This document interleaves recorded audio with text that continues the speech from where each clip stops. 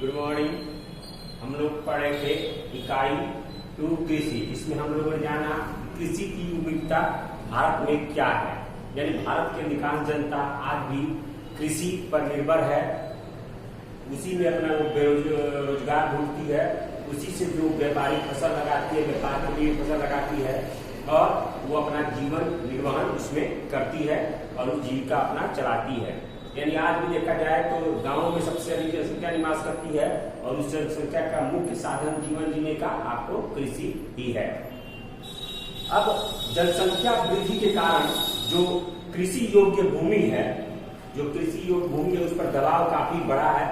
जनसंख्या अधिक होने के कारण, जनसंख्या में बढ़ोतरी होने के कारण, तो इसे कृषि कार्यों में उपयोग में कई 2-3 तरह के उपायों से कृषि कार्य को, उत्पादकता को बढ़ाया जा सकता है, उत्पादन को बढ़ाया जा सकता है। ऐसी स्थिति में कृषि 2 ही आपको तरीकों से बढ़ाया जाता है। एक तो प्रति हेक्टेयर उपज में वृद्धि, पहला प्रति हेक्टेयर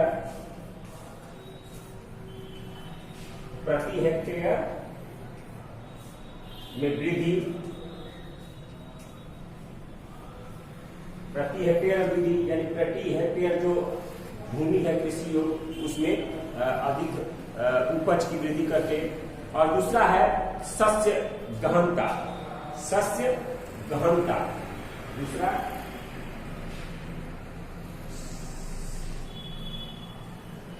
शस्य गहनता, शस्य गहनता कहलाता है। यानी एक ही कृषि वर्ष में, यानी कृषि का जो एक वर्ष होता है, तो एक साल के अंदर एक से अधिक फसलें उगाकर, एक साल का जो कृषि कैलेंडर होता है, कृषि का जो वर्ष होता है, उसमें एक से अधिक फसलों को लगाकर उसकी उत्पादकता को बढ़ाना ही शस्य गहनता कहलाता है। ये क्वेश्चन भी हो सकता है, आप लोग इसका आंसर यही होगा कि एक कृषि वर्ष में एक से अधिक फसलों को लगाकर उगाना ही और उत्पादन को बढ़ाना ही शस्य गहनता कहलाता है।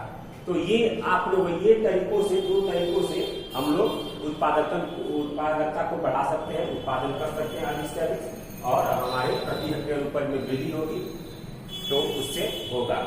भारत में 2 क्षेत्रों में, क्योंकि भारत का बहुत ऐसा क्षेत्र है जो कि वर्षा पर प्रभावित कृषि होती है, यानी वर्षा पर आधारित कृषि है। वर्षा नहीं होगी तो कृषि नहीं होगी, वर्षा होगी तो कृषि होगी।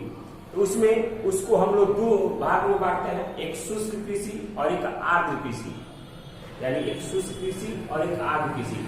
तो 75 सेंटीमीटर से कम, यानी 75 सेंटीमीटर से कम, 75 सेंटीमीटर से कम वर्षा वाले क्षेत्रों को हम शुष्क भूमि कृषि कहते हैं। शुष्क भूमि कृषि कहते हैं 75% से कम वाले क्षेत्रों को, और 75% से अधिक वाले क्षेत्रों को, 75% से अधिक वाले क्षेत्रों को हम आर्द्र भूमि कहते हैं। 75% से अधिक जहां बारिश होती है उसे हम आर्द्र कृषि कहते हैं।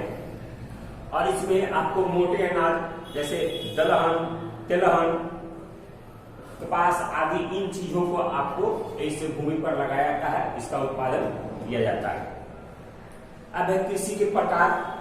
कृषि के प्रकार कितने कृषि के प्रकार में बांटा गया है, तो आपको किताब में 3 प्रकार कृषि को बांटा गया है। एक प्रारंभिक जीविका कृषि, प्रारंभिक जीविका कृषि। दूसरा है आपको गहन जीविका कृषि, गहन जीविका कृषि। तीसरा है आपको वाणिज्यिक कृषि या व्यापारिक कृषि। तो वाणिज्यिक